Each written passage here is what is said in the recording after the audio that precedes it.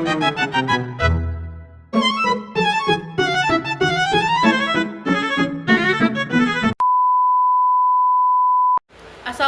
warahmatullahi wabarakatuh. Perkenalkan, saya Opia Tritanisa dengan NPM A1A024096. Di sini saya akan membuat sebuah video menjawab soal UTS tugas dari Dr. Noermanza MPD. Sebelum saya memulai video, saya akan membacakan pantun. Masak kuah ditambah kecap, kecap mahal dari kota Papua. Sebuah video akan saya ucap, semoga berguna untuk kita semua. Baiklah guys, sebelumnya jangan lupa like, komen, dan juga subscribe. Baiklah, jawaban soal yang pertama. Menurut Tarigan, mengenai hakikat keterampilan membaca, tujuan membaca, dan juga aspek-aspek dalam membaca. Yang pertama itu ada hakikat keterampilan membaca. Keterampilan membaca adalah kemampuan untuk memahami, menginterpretasikan, dan memperoleh informasi dari teks. Ini melibatkan proses mental yang kompleks untuk menghubungkan teks dengan pengetahuan yang dimiliki. Yang kedua itu ada tujuan membaca. Tujuan membaca adalah untuk memperoleh informasi, memahami isi teks, mengembangkan wawasan, serta meningkatkan kemampuan berbahasa dan berpikir kritis. Dan yang ketiga itu ada aspek dalam membaca. Aspek membaca itu mencakup yang pertama itu aspek visual, kemampuan melihat dan mengenali simbol ataupun kata. Yang kedua ada aspek linguistik, kemampuan memahami arti kata, kalimat, dan struktur bahasa. Dan yang ketiga ada aspek kognitif, kemampuan berpikir, menganalisis, dan menyimpulkan informasi dari teks. Yang keempat ada aspek afektif, perasaan dan sikap pembaca terhadap teks yang dibaca. Jadi ketiga elemen ini saling terkait untuk mencapai pemahaman yang efektif dalam membaca. Baiklah, langsung saja soal yang kedua. Perbedaan antara membaca intensif dan ekstensif. Menurut Tarigan, membaca intensif adalah membaca dengan tujuan untuk memahami secara mendalam isi teks. Biasanya dilakukan dengan fokus pada teks yang lebih pendek dan detail. Pembaca menganalisis kata-kata, kalimat, dan struktur teks untuk mendapatkan pemahaman yang lebih baik. Yang kedua itu ada membaca ekstensif. Membaca ekstensif adalah membaca dalam jumlah banyak dengan tujuan untuk mendapatkan gambaran umum atau memperluas pengetahuan. Biasanya dilakukan dengan membaca teks yang lebih panjang dan beragam tanpa fokus terlalu dalam pada detail teks. Secara singkatnya, membaca intensif lebih fokus dan mendalam, sedangkan membaca ekstensif lebih luas dan mencakup banyak bahan bacaan. Baiklah, yang selanjutnya untuk menjawab soal nomor 3. Menurut Tarigan, skemata adalah struktur pengetahuan yang dimiliki pembaca yang membantu dalam memahami dan mengorganisasikan informasi baru berdasarkan pengalaman atau pengetahuan sebelumnya. Skemata berfungsi sebagai kerangka acuan dalam proses membaca. Manfaat skemata dalam membaca itu yang pertama ada bagi pembaca. Skemata membantu pembaca untuk lebih mudah mengaitkan informasi baru dengan pengetahuan yang sudah dimiliki, sehingga mempercepat pemahaman dan meningkatkan daya ingat. Dan bagi guru dapat menggunakan skemata untuk mengajarkan siswa cara menghubungkan pengetahuan baru dengan pengetahuan sebelumnya, serta membantu mereka membangun pemahaman yang lebih baik terhadap materi pelajaran. Yang ketiga itu bagi siswa. Skemata memungkinkan siswa untuk mengorganisasikan informasi, memahami materi dengan lebih baik, dan membuat pembelajaran menjadi lebih bermakna dan efektif. Baiklah, langsung saja untuk soal yang keempat. Menurut Tarigan, membaca pemahaman adalah proses membaca yang melibatkan pemahaman, penafsiran, dan pengolahan informasi yang terkandung dalam teks. Berdasarkan tingkatnya, membaca pemahaman dibagi menjadi beberapa jenis. Yang pertama itu ada membaca pemahaman dasar. Membaca untuk memahami makna literal teks seperti mengidentifikasi fakta atau informasi utama yang tertulis. Yang kedua, membaca pemahaman interpretatif. Membaca dengan tujuan untuk menafsirkan atau menghubungkan informasi serta memahami makna yang lebih dalam dari teks. Yang ketiga itu ada membaca pemahaman kritikal, membaca dengan menganalisis dan mengevaluasi informasi dalam teks, serta mempertanyakan kebenaran dan kualitas argumen yang ingin disampaikan. Dan yang terakhir itu ada membaca pemahaman evaluatif, membaca untuk menilai dan memberikan pendapat tentang teks berdasarkan analisis mendalam, serta menilai relevasi dan dampaknya.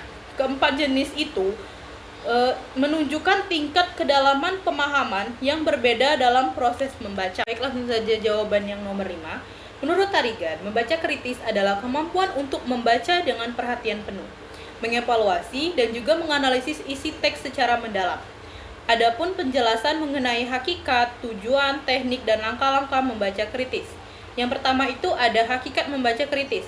Membaca kritis melibatkan pemahaman mendalam terhadap teks, mencakup analisis terhadap ide, argumen, serta fakta yang terkandung dalam teks. Pembaca tidak hanya menerima informasi, tetapi juga mempertanyakan dan mengevaluasi kualitas serta kebenarannya. Yang kedua itu ada tujuan membaca kritis. Tujuan utama membaca kritis adalah untuk mendapatkan pemahaman yang lebih dalam, mengidentifikasi atau kekeliruan dalam teks, dan membentuk opini atau pandangan yang lebih objektif dan terinformasi. Yang ketiga itu ada teknik membaca kritis. Teknik yang digunakan dalam membaca kritis itu yang pertama ada membaca dengan teliti dan juga fokus. Yang kedua, mengidentifikasi tujuan penulis. Yang ketiga, menilai argumen yang diajukan. Yang keempat, mencari bukti yang mendukung klaim atau teks. Dan yang terakhir, memperhatikan konteks, penilaian, dan sumber informasi. Dan yang keempat itu ada langkah-langkah membaca kritis. Prabaca menyusun tujuan pembaca dan menentukan apa yang ingin disampaikan. Yang kedua, baca dengan teliti, membaca teks dengan seksama dan memahami maknanya. Yang ketiga, analisis, menganalisis struktur teks, argumen, serta bukti yang ingin disajikan. Yang keempat, evaluasi, menilai kredibilitas teks dan keakuratan informasi yang diberikan. Yang terakhir itu ada sintesis, menyusun kesimpulan dan mengaitkan informasi dari berbagai sumber ataupun teks. Oke, langsung saja untuk jawaban yang keenam. Perbedaan model membaca button up, top down, dan interaktif adalah yang pertama itu ada button up. Model ini dimulai dari pengenalan elemen dasar teks seperti huruf, kata, dan kalimat, yang kemudian disusun menjadi pemahaman keseluruhan. Pembacaan fokus pada informasi yang terperinci untuk membangun makna. Yang kedua itu ada top down. Dalam model ini, pembaca menggunakan pengetahuan dan pengalaman sebelumnya ataupun skemata untuk memprediksi atau mengantisipasi isi teks secara keseluruhan sebelum membaca detail-detailnya. Pemahaman dimulai dari gambaran umum. Yang ketiga itu ada interaktif. Model ini menggabungkan elemen dari button up dan top down. Membaca serta aktif mengintegrasikan informasi yang diterima dari teks button up serta pengetahuan yang sudah dimiliki top down untuk memahami teks secara holistik. Jadi, button up berfokus pada detail dan top down berfokus pada gambaran umum, dan juga interaktif menggabungkan keduanya untuk pemahaman yang lebih baik. Oke, selanjutnya untuk jawaban yang nomor 7. Metode SQ3R terdiri dari 5 langkah. Yang pertama itu ada survei, meninjau teks secara keseluruhan untuk mendapatkan gambaran umum, seperti melihat judul, subjudul, dan juga ringkasan. Yang kedua itu ada pertanyaan, membuat pertanyaan berdasarkan apa yang ditemukan dalam survei untuk memfokuskan pembacaan. Yang ketiga ada baca, membaca teks secara seksama untuk mencari jawaban atau pertanyaan yang telah dibuat. Yang keempat itu ada ulangi, merangkum atau mengulang kembali informasi dengan kata-kata sendiri untuk memperkuat pemahaman. Dan yang terakhir itu ada tinjauan ulang, meninjau kembali seluruh teks untuk memastikan pemahaman yang lebih mendalam.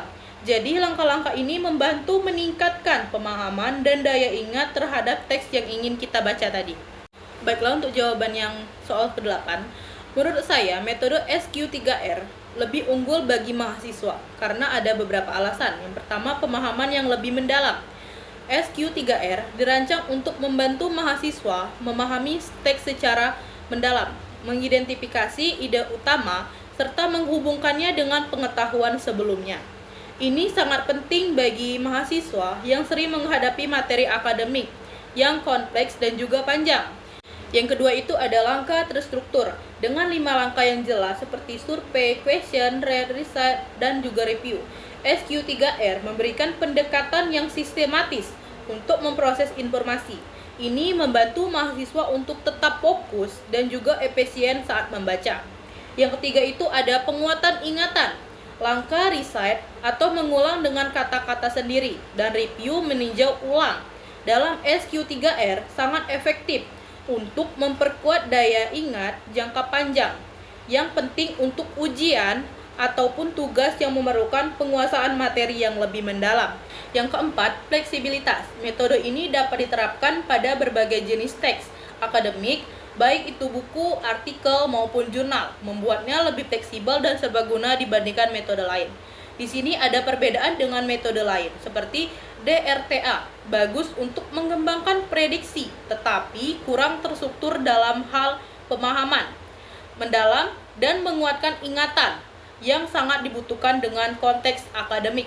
Yang kedua itu ada MINT, efektif dalam mengorganisasikan informasi, namun tidak memberikan panduan langkah-langkah yang jelas untuk membangun pemahaman teks yang lebih mendalam.